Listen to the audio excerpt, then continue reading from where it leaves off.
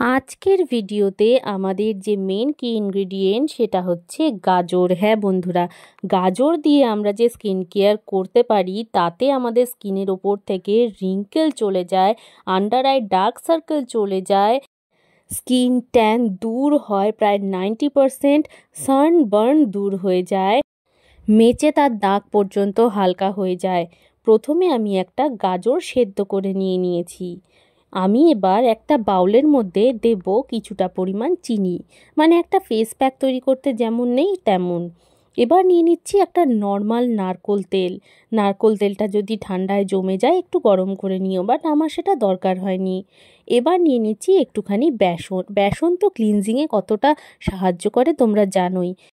Face pack বানাবো আর বেসন ব্যবহার হবে না তা তো হয় না। এবার এর মধ্যে দিয়ে দিচ্ছি অ্যালোভেরা জেল, যেটা কিন্তু আমাদের স্কিনে হাইড্রেশনটা বজায় রাখে, রিঙ্কেল দূর করতে সাহায্য করে। এবার এর মধ্যে নিয়ে নিচ্ছি কিছুটা পরিমাণ গোলাপ জল, যাতে এই প্যাকটাকে গুলতে পারি।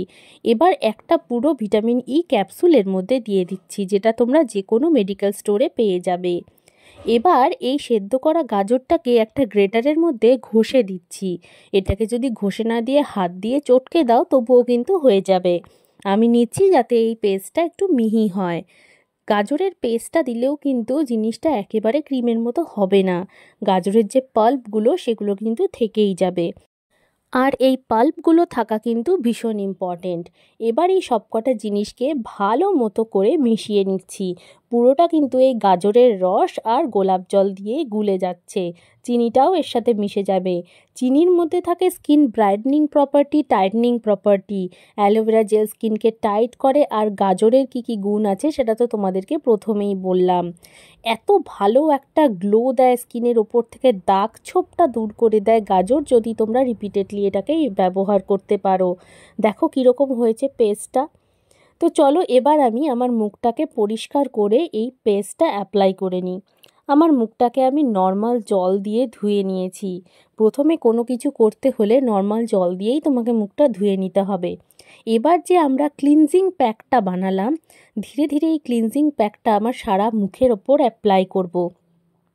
এটা কিন্তু একটু মেসি হয়ে যাবে, জামা কাপড়ে পরতে পারে, তাই তোমরা এমন কিছু পোশাক ব্যবহার করো যেটার উপরে পরলে কোনো অসুবিধে নেই।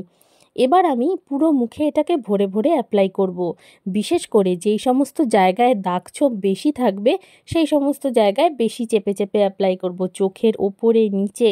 তোমরা আমাকে অনেকে বলেছো যে দিদি তুমি নিজেই ফর্সা, তাহলে তুমি এটা কেন কোনো কালো মেয়ের ওপরে দেখাও না। তোমাদেরকে আমি একটা কথা বলতে চাই, কমপ্লেকশন ডার্ক হোক বা হোয়াইট, মেন কথাটা হচ্ছে আমরা কিন্তু ভেতর থেকে যেন পরিষ্কার থাকি, স্কিনটা যেন ভালো থাকে, কোনো সমস্যা না থাকে। এবার হাতে সামান্য জল নিয়ে 10 মিনিট পরে এই যে প্যাকটা সেটা ঘষে ঘষে তুলে দিচ্ছি। এবার বুঝতে পারছো তো কেন পাল্পগুলো রেখেছিলাম? হালকা একটা এক্সফলিয়েশন হবে বলে। মুখের মধ্যেই পুরো পেস্টটা কিন্তু মিশে গেল। এবার মুখটা ধুয়ে আসবো। মুখটা নর্মাল জল দিয়ে ধুয়ে এসে একটা ক্লিন অ্যান্ড ড্রাই টাওয়াল দিয়ে ভালো মতো করে মুছে নিচ্ছি। মুখটা আমার এত সফট লাগছে কারণ এর মধ্যে নারকোল তেল ছিল, যেটা কিন্তু খুব ময়শ্চারাইজেশন দিয়েছে। তাছাড়াও গাজরের রস, যেটা কিন্তু স্কিনের জন্য ভীষণ ভীষণ ইম্পর্টেন্ট। এই প্যাকটা তোমরা ইউজ করতে পারো পিঠে, গলায়, ঘাড়ে, হাতে, পায়ে, সমস্ত জায়গায়। হালকা একটা ময়শ্চারাইজার বানানোর জন্য কয়েক ফোঁটা নিয়ে নিচ্ছি নারকোল তেল। নারকোল তেল দিয়ে ময়শ্চারাইজেশন কিন্তু খুব ভালো হয়। তার উপর নিয়ে নিচ্ছি অ্যালোভেরা জেল, তাহলে তো আর কোনো কথাই নেই। এই দুটো জিনিসকে এবার আমি মিক্স করব অল্প গোলাপ জল দিয়ে। এটাতে কি হবে, স্কিন টোনিংয়ের কাজটা করবে। তোমরা কিন্তু আগে গোলাপ জল দিয়ে মুখটা মুছেও নিতে পারো, তাতে আলাদা করে আর মেশানোর দরকার পড়বে না।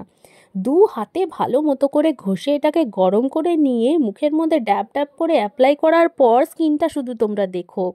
স্কিনটা তার জন্য আগের থেকে পরিষ্কার হওয়া প্রয়োজন, যার জন্য আমরা গাজরের প্যাকটা অ্যাপ্লাই করলাম।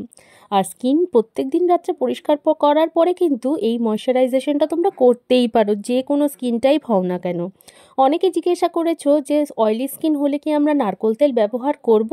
ডেফিনেটলি করবে, কিন্তু পরিমাণে অল্প করবে। নারকোল তেলে কিন্তু পিম্পল হওয়ার সম্ভাবনাটা কমই থাকে, আর স্কিনটা অতিরিক্ত ভালো হয়। তোমরা যেই বয়সেরই হও না কেন, 13 বছরের পরে আমার এই হোম রেমেডিগুলো তোমরা ব্যবহার করতে পারবে, ছেলে মেয়ে নির্বিশেষে তোমরা ব্যবহার করতে পারবে। ঠিক এইভাবে টেনে টেনে স্কিনটাকে মাসাজ করবে, তাহলে কিন্তু 50-এর বয়সেও 30-32 মনে হবে তোমাদের। ঠিক এইভাবে টেনে টেনে এটাকে মাসাজ করতে হবে, যে কোনো ক্রিমই ব্যবহার করো না কেন। এগুলো খুব বেসিক স্ট্রোক, যেগুলো তোমরা মাঝে মাঝে দেখে একটু শিখে রেখো। আর যদি কোনো রেমেডির তোমাদের প্রয়োজন হয়, যেরকম তোমরা আমাকে কমেন্টে সাজেস্ট করে যাচ্ছ, আমার ভিডিওগুলোকে ভালোবেসে যাচ্ছ, ডেফিনেটলি আমাকে জানাতে থাকবে, বলতে থাকবে আমার রেমেডিগুলো তোমাদের কাজ করছে কি না।